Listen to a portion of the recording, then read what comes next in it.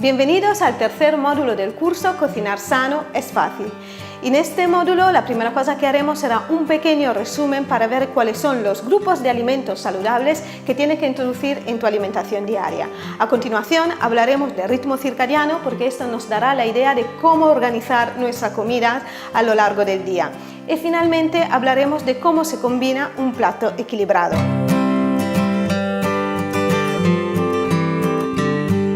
En esta lección vamos a hablar de los grupos de alimentos que deberíamos introducir en nuestra alimentación. Está claro que hay algunas cosas que ya hemos comentado anteriormente, pero bueno, vamos a extendernos un poquito más. En cuanto a los hidratos, como ya decimos, son nuestra fuente de energía y además regulan el sistema nervioso. Como ya comentamos en otros vídeos, hay dos tipos de hidratos de carbono, que lo podemos llamar tanto hidratos como carbohidratos como azúcares. Las tres palabras significan lo mismo. La única diferencia que para nuestro cuerpo es bastante diferente cuando introducimos un hidrato o un carbohidratos integral o cuando introducimos un hidrato en carbohidratos o un azúcar refinado. ¿Por qué? Cada uno se comporta de manera diferente en nuestro cuerpo. Vamos a verlo en manera más específica. Cuando yo hablo de cereales integrales, o sea, carbohidratos enteros, estos hidratos de carbono me aportan una energía más constante. Por lo tanto, cuando yo como cereales integrales, mi energía se mantendrá constante durante lo largo del día.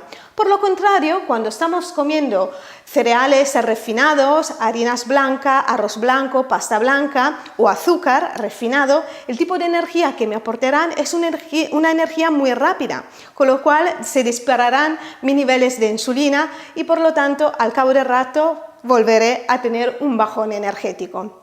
Por esta razón decimos que es mucho más saludable comer cereales integrales. La principal diferencia entre los cereales integrales y los cereales refinados está justamente en su composición.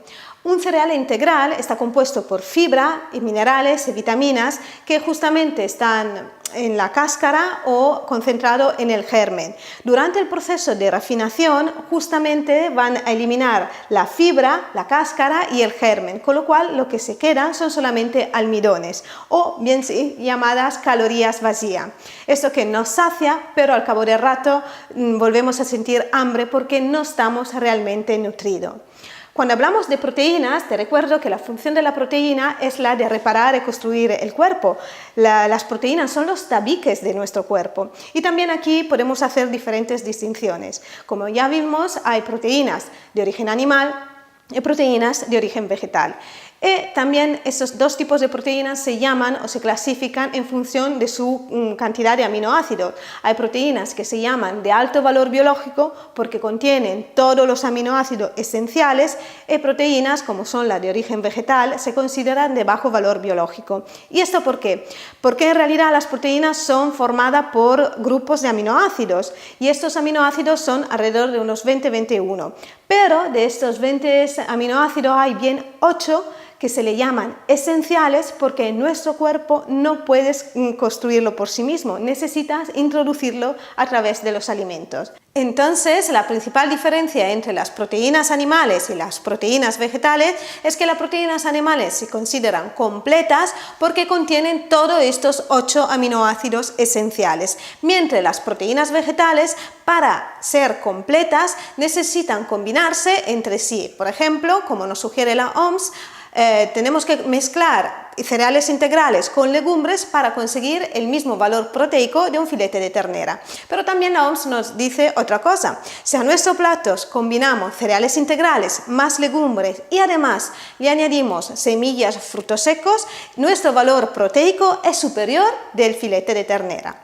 Además, otra cosa para mí muy importante que hay que tener en cuenta cuando hacemos una distinción entre proteínas vegetales y proteínas animales es su composición, justamente. La proteína animal, ¿de qué está compuesta? Principalmente de agua, de grasa y de proteína, mientras la proteína vegetal, como pueden ser la legumbre, está compuesta por hidrato de carbonos, proteínas, minerales, fibras y vitaminas. Así que a nivel de proteína, de porcentaje proteico, esta a mí me parece mucho más interesante porque es mucho más rica en nutrientes. En cuanto a las grasas, no hay que tenerle miedo a las grasas. De hecho, la grasa es muy importante para el funcionamiento de nuestro cuerpo y además regula la temperatura corporal. Eso sí, hay que aprender a elegirla. Hay grasas buenas y grasa mala. Entre la grasa buena podemos recordar todo lo que son las semillas y los frutos secos. Además, entre las semillas hay semillas como la de lino, la de chía y las nueces que son muy ricas en omega 3 de origen vegetal. El omega 3 sabemos que es un gran antiinflamatorio, mientras todos los aceites virgen extra y prensado en frío también se consideran grasa saludable que podemos introducir en nuestras comidas. Además, el aceite de oliva es rico en omega 9. Y finalmente el aguacate. Así que no hay que tenerle miedo al aguacate ni a un puñado de fruto seco, porque no es esto lo que engorda. Lo que sí que tienes que aprender a evitar son todos los productos industriales, porque son muy ricos en aceites refinados, en grasas hidrogenadas y grasa trans, que es muy perjudicial para nuestra salud. También te recomiendo que evites todos los fritos y la grasa saturada presente especialmente en los embutidos. En cuanto a la verdura y la fruta, sabemos que es una gran fuente de minerales y vitaminas. Ya como hemos dicho anteriormente, la fruta es importante consumirla entre horas y especialmente por la mañana. En cuanto a la verdura, os recuerdo que sí que es importante que empieces a elegir diferentes tipos de verdura y no te centres solo en consumir las 4 verduras que ya conoces o que ya te gustan, estás acostumbrado. Esto porque es muy interesante tener en cuenta que tanto la verdura de raíz como la verdura redonda nos aportan un efecto muy interesante para nuestro cuerpo, que es lo de mantenernos centrado, equilibrado y además aportan dulzor. Cuando comemos verdura dulce, también en nuestras comidas perderemos estas ganas de comer estos chocolates después de la comida o estas ganas de dulce entre horas. Y finalmente la verdura verde, que es súper importante porque aparte de ser muy rica en clorofila, es muy desintoxicante. En cuanto a los fermentos, también son un grupo de alimentos muy importante que tenemos que introducir en nuestras comidas diarias.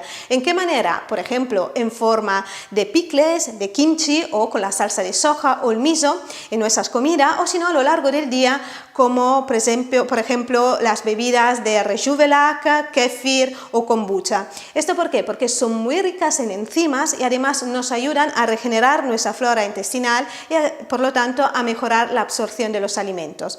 Y finalmente tenemos las algas, que también son un alimento interesante porque aparte de ser rica en minerales, también son una fuente de proteínas para todas las personas que siguen una alimentación más bien vegetariana o vegana. Sí que es verdad que hay que aprender a distinguirla, por ejemplo, porque hay algas de procedencia de lago y algas de procedencia de mar.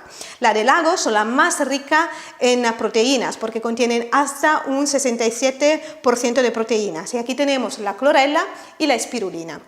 En cuanto a las algas de mar, ya vimos en una clase anterior que tenemos la alga kombu, la alga nori, la wakame, la nori, la dulce, etc. Esta sí que podemos introducirla en nuestra comida porque no solamente le van a aportar más sabor a los alimentos, pero en algunos casos también facilitan la cocción.